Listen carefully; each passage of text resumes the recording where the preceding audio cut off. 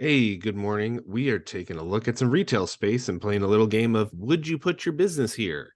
So I kind of am just looking around, went into Catalyst through the MLS. This would be in CoStar, whatever you're looking at, even LoopNet. And I just picked this place. I kind of know it, so I cheated a little because I've like been here and I know this plaza pretty well. And I thought it was an interesting example of how data in retail and an example of retail of how things can at the surface look really good and lean one way, especially when it's marketed well, but that in reality it may not be great for your business because of like one kind of linchpin item in the center. So we're going to go into that detail because I think it's a really cool example. So anyway, this is the center. It's called Salma Plaza. There's about 3,000 square feet of space available. The easiest way to do this in commercial, if you don't know, is to find a listing, LoopNet, wherever the hell you're going, go to details on wherever that is, find who the leasing agent is, and then pull the flyer from that listing, because that's probably what they're going to keep most up to date is their own websites. That's just kind of how commercial is. It's oddly unofficial, honestly. Anyway, so these are the two variances. So they're back here. They're about, this is Hobby Lobby, Sawmill Road's down here. There's a end cap kind of art studio sign right here, and then Starbucks is over here. There's the bank with the drive-through, so the drive-through goes around the building here, right?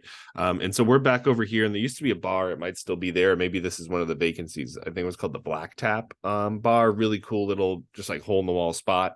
But that's really one of the main draws that go down this way. And something that I liked about this example and what I wanted to show y'all is that it looks really good. Like when you pull the data on this center, like when you go down here, like crazy heat map of the trade area. They've got the in and out of the vehicles per day, but you see it's not that zoomed in, so you're like, oh, it's pink, it's the highest level all around there. I'm going to be getting 100,000 visits a day or a week or whatever the hell the it doesn't say in the key. Anyway, highest level, fantastic, right? It gives you if they're coming home or whatever. I have this data. We've got access to this. So I pulled it up, and because I knew that this is what it was. And the reason I don't is right here. This is flipped kind of 90 degrees, it appears, but this is the vacancies are back over here. If you pull that map again, sorry, this is turned about 90 degrees. So imagine when we go into this, because Hobby Lobby's down here, here's that corner. And so this is the drive.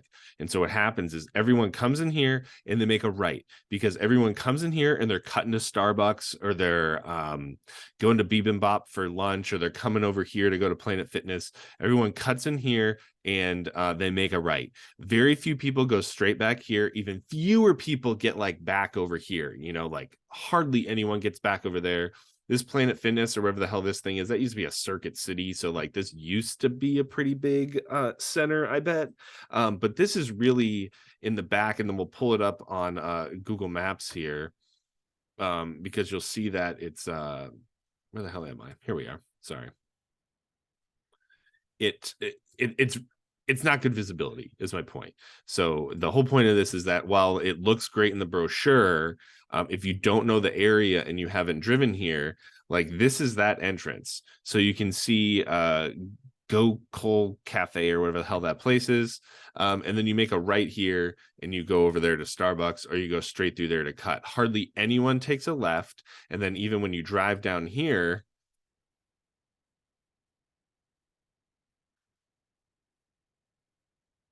those are essentially your vacancies right here. So we got a ton of vegetation, and like no visibility of signage. There's no like large monument signage down here.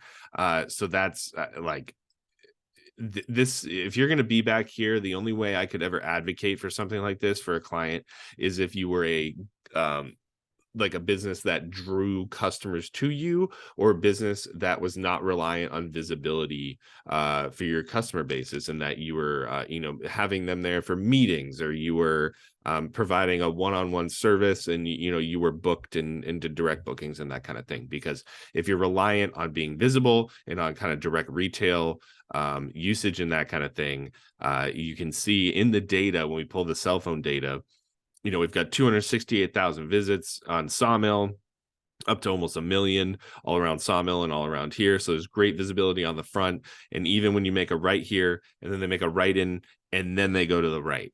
This area, it doesn't even drop down to the orange. It goes like 2 levels down. So we go from the range of 90 grand down to the range of like 40 grand. So we can see that even more when we talk about who's coming from the property and is going home or going wherever the hell they're going.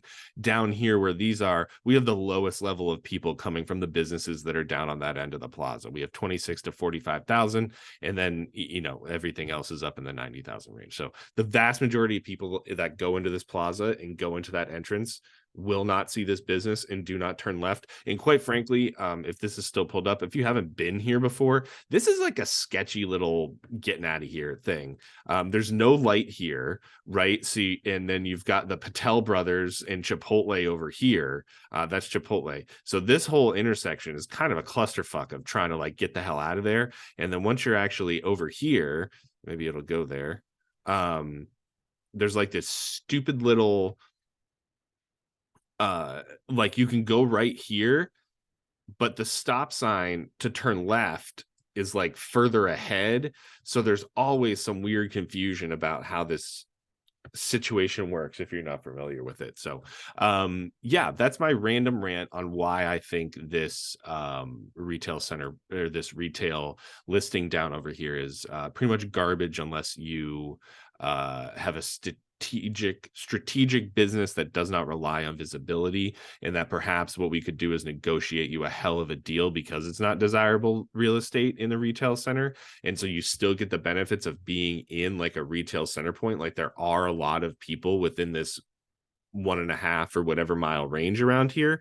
So if you can market to them and they're already there, it could be a case of like they're there, it's convenient, they don't need to see you, but they already know you're there. That's the only way I'd advocate for it. So yeah, that's my long rambling look at a random retail listing that I found. And if you are in the market for retail listings, or rather if you're looking for a space for any kind of business, retail, industrial, whatnot, we have some pretty awesome data tools that we can help you guys find the best positioning to give you the best chance at success. That's what we do. So all over the country, reach out. Happy to help if I can. And that was I guess this wasn't a by the numbers, it was a whatever. I'm rambling. See you later. Peace.